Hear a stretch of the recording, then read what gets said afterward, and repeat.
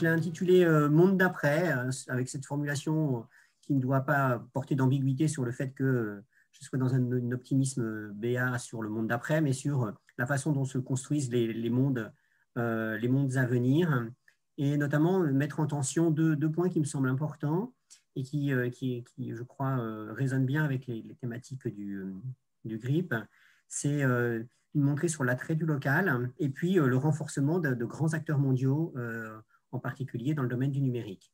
Et mon point, effectivement, comme tu l'as dit, Didier, c'est de montrer des éléments autour des marges de manœuvre méso, non pas en pensant que c'est la panacée, mais en montrant que c'est quelque chose qui est relativement peu présent dans les représentations que l'on a du monde. Et puis de souligner le troisième point qui est très très puissant, qui est les tensions néolibérales, avec une belle faute d'orthographe, contre l'État social, c'est-à-dire l'empêchement de l'action publique, qui d'ailleurs se traduit aussi par toute une série de discours autour du commun, qui est une manière de refonder ce qui peut nous être commun, alors même que les États sont en partie pris par des démarches liées d'un point de vue à une logique de fort endettement et de l'autre point de vue à une captation par la finance de marché. Bon, le programme est sur les variétés des formes d'entreprise, Reshaping Business in the Uncertain World. Et donc, l'idée, c'est de voir la manière dont on se recompose les formes de production en focalisant ni sur des éléments de production qui soient super locales, ni exclusivement sur des chaînes de valeur qui soient mondiales, mais en tentant de prendre en considération des formes d'articulation, d'interroger les recombinaisons et donc de travailler sur une variété de pays. Donc, indiqué qu'il y avait plusieurs aires géographiques. Et l'idée, c'est de rendre compte de la variété de ces systèmes productifs et puis de participer à une construction dans laquelle, bien sûr, nous ne sommes pas seuls, mais qui rend compte de la variété, qui est toujours un point important. Vous savez, depuis une trentaine d'années, on a eu souvent à faire face à cette idée qu'il y avait des éléments de convergence sur les formes du capitalisme. Et donc, l'enjeu, c'est de rendre compte à partir d'enquêtes de terrain, à partir d'enquêtes dans plusieurs secteurs aussi, de la variété de ces modalités opératoires et que ça puisse éventuellement être un moteur pour des politiques publiques. Et du coup, ce qui est intéressant pour nous, c'est de repérer ce que donnent ces effets structuraux, ces dynamiques qu'on appelle parfois macroéconomiques, et notamment qui passent par l'intermédiaire d'acteurs très puissants dans les chaînes de valeur, et la façon dont des marges de manœuvre existent. Et donc, l'idée, c'est de voir la variété des formes d'entrepreneuriat, d'interroger ce qu'est l'entreprise dans les différents pays, comment s'articulent les hiérarchies, les pouvoirs, les modes d'organisation, les modes de rémunération, les modes de mise au travail. Et une des clés de lecture que nous avons choisies est de travailler sur ces deux termes que j'ai mis en anglais cette fois-ci, compliance en termes de conformité, que l'on peut prendre soit en termes juridiques de conformité, c'est-à-dire une forme de mise aux normes, mais une forme plus générique, c'est-à-dire une modalité de contrôle sur, par exemple, la chaîne de valeur. Et puis, embeddedness dans son acception, notamment polanyienne, c'est-à-dire les différents ancrages. Donc, ça, c'est une démarche qui est bien ancrée, qui est très fortement présente dans le GRIP. Et puis, je voudrais dire deux mots de deux autres petites choses. Nous avons engagé depuis longtemps des recherches engagées avec des acteurs et des actrices, donc avec des gens qui sont engagés dans les pratiques. Et le thème central, c'est de montrer que dans les démarches coopératives, notamment dans les mobilisations de personnes engagées dans la production et dans l'organisation des entreprises, il y a ce que j'appelle des espaces méso qui sont critiques, c'est-à-dire qui participent par l'intermédiaire d'une critique du système dominant qui varie selon les espaces et selon les périodes, et qui sont capables d'introduire de nouvelles idées, notamment sur l'implication des personnes dans les entreprises, par l'intermédiaire de dynamiques de coopération, et qui vont être conjointement en partie récupérées, au sens de la récupération, au sens de Boltanski et Chiapello, et en partie transformées donc le système, et donc l'intérêt de travailler sur cette capacité critique qui fonctionne beaucoup plus à des espaces intermédiaires, c'est-à-dire quand ils sont capables d'agréger sur des réseaux d'entreprises. Voilà, donc ça, c'était la première notion, et c'est quelque chose qui passe à une échelle qui peut être basée sur des professions, sur des types d'entreprises. Avec les coopératives, ce sont des types d'entreprises. Et puis un deuxième programme sur lequel je dis juste quelques mots, parce que c'est assez proche, on a travaillé sur la notion de transition ordinaire, c'est-à-dire la façon dont on peut considérer la transition au sens transition écologique par le bas, à l'échelle d'organisation, à l'échelle de transformations qui ne sont pas du Green New Deal, du grand projet, qui va être très souvent d'une complexité bureaucratique et politique à mettre en place, qui va finalement éventuellement l'entraver, mais qui va être mis en place par des organisations. Donc, on a emprunté à des géographes et à des gens qui travaillent en écologie la notion de transition ordinaire. Et donc, ce qu'on a fait, c'est que non seulement c'est un dispositif de recherche-action, mais c'est en plus un dispositif qui a donné lieu à un article qui est publié sous forme de BD. Je vous en mets, alors BD, de roman, pas de roman graphique, mais d'articles graphiques.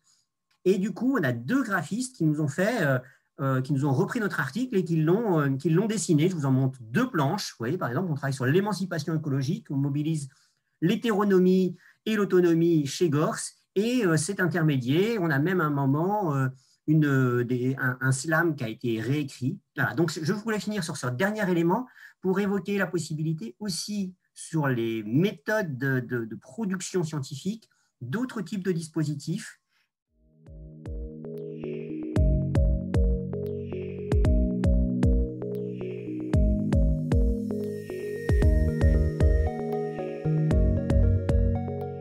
Alors, en ce qui concerne mes travaux, en effet, ils concernent la santé mondiale, les systèmes de santé et plus particulièrement les hôpitaux en Afrique. Les thématiques que j'ai développées depuis une bonne quinzaine d'années concernent la question des épidémies, l'épidémie de sida, les infections à hépatite B et C et également la tuberculose dans différents pays d'Afrique. À travers ces questions d'épidémie, j'ai travaillé plus spécifiquement l'accessibilité en termes de coût des soins et la qualité des soins. Et puis également les questions de politique, de réforme, justement pour garantir une meilleure accessibilité à ces systèmes de santé, un renforcement des systèmes de santé dans une perspective de couverture sanitaire universelle. C'est un projet qu'on a notamment au Mali et au Niger. Et à travers ces différents travaux, je me suis la plupart du temps fondée sur des enquêtes de terrain dans les hôpitaux, et j'ai été amenée à questionner finalement les hôpitaux publics en tant que tels, en tant qu'objet de réforme, de rénovation, et également les questions qui se posent lors de la construction de nouveaux hôpitaux. Par rapport à l'arrivée de la pandémie de Covid, alors on dit tous qu'on a été un peu saisi d'incrédulité, de sidération. C'est vrai qu'en y réfléchissant, c'est pas tellement au début du Covid, mais c'est plutôt maintenant que je suis saisie d'incrédulité et de sidération par rapport aux réponses mondiales et notamment aux réponses nationales en France. Mais c'est vrai qu'au début de l'épidémie, il était relativement évident qu'on allait travailler sur cette épidémie. J'étais d'ailleurs au Mali à ce moment-là et j'ai essayé de travailler à la discussion autour du projet Hospi-Covid qu'on était en train de mettre en forme. On a monté à 4 collègues un carnet post-coronial vu d'Afrique sur le site de la revue Politique africaine qui est sous forme de blog. J'ai aussi travaillé à une série d'articles sur les hôpitaux, de Hospital Multiple, pour la revue Somatosphère. Et enfin, on a travaillé au Café Covid au Sud. Donc, je laisse la parole à Christophe. Alors, moi, étant démographe, je me suis mis sagement à compter les morts parce que je me suis laissé dire que cette épidémie, elle était quand même liée à la peur, à la peur de la mortalité. Mais dans le même temps, j'ai réalisé que notre dynamique de labo, principalement autour de la machine à café, était abolie et qu'on ne parlait plus. Ou alors on ne parlait que de nos maux, que de nos douleurs. Et c'est comme ça qu'avec plusieurs collègues, donc avec Fanny, mais également avec Mathieu, avec Dolores et Catherine, qui sont avec nous ce matin, on a réfléchi à une méthode, à un moyen de partager nos interrogations et puis de faire se développer des voies nouvelles sur la maladie. Donc, la diapo suivante vous montre globalement le format qu'on a choisi, hein, celui de ce café Covid au Sud, qui est un webinar qui maintenant tourne depuis le mois de mai autour d'une question, mais de milliers de points de vue. La diapo d'après vous montre un certain nombre des premières interventions. La prochaine diapo vous montre on était dispersés à la fois dans les disciplines, dans les thématiques, dans les pays. On a choisi des intervenants et la plupart, je crois, d'entre eux, en fait, étaient plutôt basés au sud, ce qu'on ne pouvait pas faire autrefois avec les séminaires classiques. Donc, et après, c'est ça la question qu'on se pose actuellement. On a envie de prolonger ce débat, ces échanges, à partir peut-être d'une problématique scientifique plus clairement énoncée, puisqu'on a l'impression qu'on a quand même beaucoup de choses qui ont été dites et qui nous inspireraient quelque chose de plus solide et plus construit. Et alors, notre problématique qui se dégage, c'est la question des troubles dans les Suds ou des Suds troublants un peu dans cette double facette. Tout d'abord, on a observé des systèmes de santé en contexte d'austérité au nord qui se sont déployés avec des pratiques d'improvisation, de gestion de la pénurie de médicaments, d'équipements, une contrainte extrême sur les ressources humaines et le personnel de santé, donc des choses qu'on a l'habitude de documenter plutôt au sud. On a ces hécatombes promises, notamment la grande catastrophe africaine qui n'a pas eu lieu. On a eu des modèles de réponse à l'épidémie dans les Suds au sens large qui ont été particulièrement intéressants, structurés, mobilisant toute une série de techniques, de technologies, d'infrastructures tout à fait opérationnelles. Donc, on a été voilà, déstabilisé positivement par un ensemble de phénomènes qui, nous le pensons, constituent une série de leçons particulièrement intéressantes, originales provenant des Suds. Une série de circulations intéressantes entre l'Afrique et l'Asie, non seulement en termes de produits pharmaceutiques, d'équipements, mais également de modèles, notamment de modèles de réponse face à l'épidémie. Enfin, cette énigme de la vulnérabilité latino-américaine, notamment en termes de mortalité qui touche durement certains pays. Voilà, donc on se propose aujourd'hui vraiment à partir des cafés Covid d'essayer de penser depuis les Suds, mais pas seulement en le disant, mais par un processus qui s'avère pas facile, hein, de Theory from the South, pour emprunter les termes de Jean and John Komaroff, avec ce qui pourrait s'appeler voilà, un renversement épistémique, c'est-à-dire vraiment considérer ce qui se passe dans les Suds comme quelque chose de déstabilisant aussi notre manière de voir, notre manière de faire et notre manière d'apprendre depuis les Suds et de vraiment décentrer un regard européen et de recentrer nos intérêts sur ces dynamiques observées dans les Suds qui ont beaucoup à nous apprendre sur les expériences de lutte contre l'épidémie.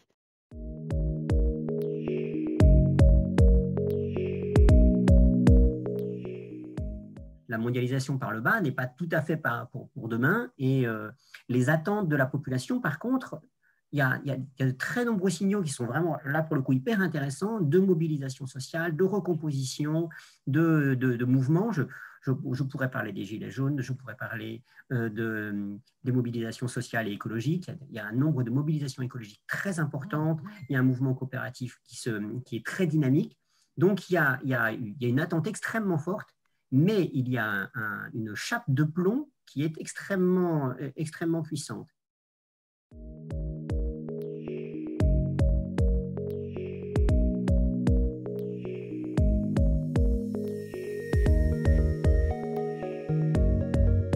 Oui, ben pour le programme Rébus, ben c'est compliqué parce qu'on a fait beaucoup d'échanges, on a circulé, on est allé, on a fait venir des collègues de Malaisie, de Bulgarie, du Maroc, de Kuala Lumpur, etc. Mais du coup, maintenant, on est quand même un petit peu bloqué. On a des terrains à Jaipur, on a des terrains au Maroc. Et du coup, et pour les terrains et pour la circulation des collègues, c'est préoccupant. Alors, bien sûr, il y a des équipes sur place qui travaillent, mais bon, on est quand même très affecté, oui.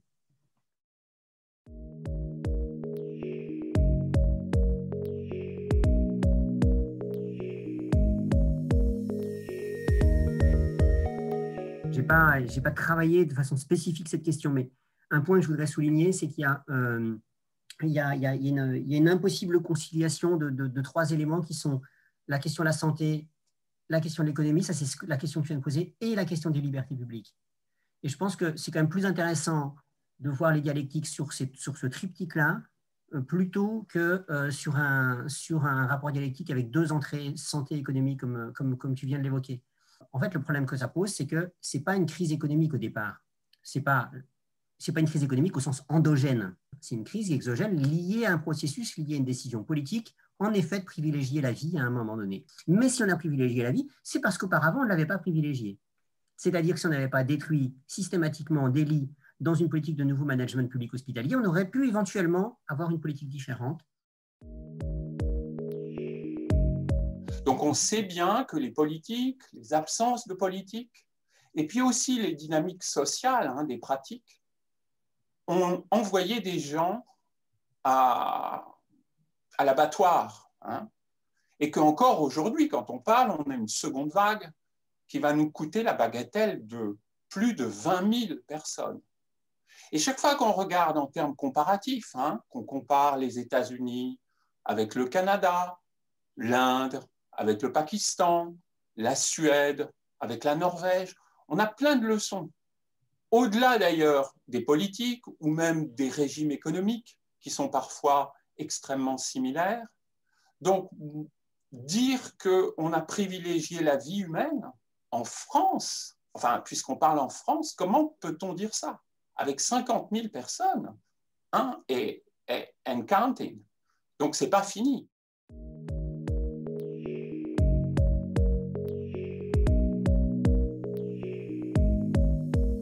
L'idée, je ne pensais pas aller dans un particularisme des spécificités de ce qui peut se passer dans les Suds, en Afrique, etc., mais bien plus de voir en quoi ça nous déstabilise nos manières, nos réflexes de penser et de théoriser, et comment ça peut nous aider voilà, à bousculer certains présupposés et à peut-être déconstruire certaines notions. Je pense par exemple à la question on n'a pas beaucoup travaillé sur cette question des générations, des aînés, des personnes âgées, mais on voit, voilà, notamment en Afrique, des collègues m'expliquaient, enfin, il y a pas d'équivalent d'EHPAD. On met personne on met pas les personnes âgées dans des institutions régulées par l'État et dont tout à coup, l'État décide qu'on peut plus aller les voir. Un ami en Afrique du Sud me disait, on panique pas si facilement chez nous, on a l'expérience des épidémies, on a pu mettre en chose des préparations, etc.